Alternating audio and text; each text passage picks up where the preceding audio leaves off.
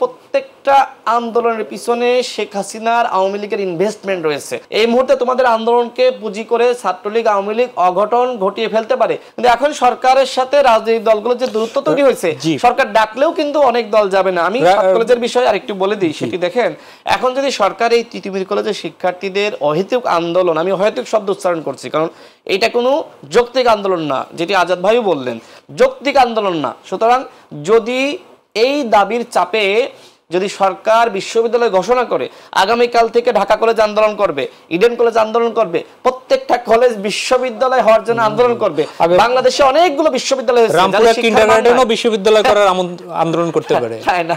তো দেখেন এখন এই হচ্ছে অবস্থা। এখন এই যে আন্দোলনগুলো হচ্ছে, আমি মনে করি প্রত্যেকটা আন্দোলনের পিছনে শেখ হাসিনার আওয়ামী লীগের ইনভেস্টমেন্ট রয়েছে। এখন সাধারণ শিক্ষার্থীরা তারা কিন্তু বুঝতেছে না।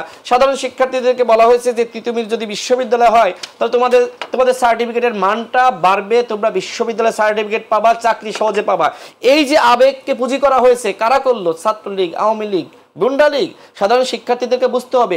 এই কারণে আমি সাধারণ শিক্ষার্থী যারা তিতুমিরে রয়েছে তাদের প্রতি আমি করজোড়ে অনুরোধ করতে চাই যে বাবারা তোমরা ঘরে ফিরে যাও, বোনেরা তোমরা ঘরে ফিরে যাও।